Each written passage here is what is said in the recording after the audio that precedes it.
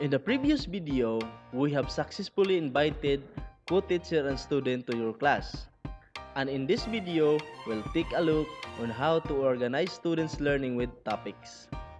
To add topics, click the Classwork tab and then click Create and choose Topic. Type your topic on the space provided, then click Add.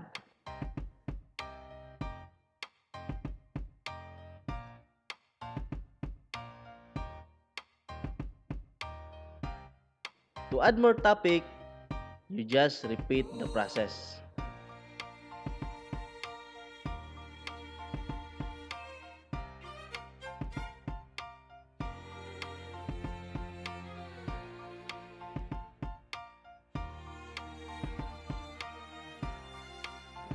On the right side of your topic, click the three dots to rename, delete, or move down your topic. However, you can arrange your topic by dragging it also.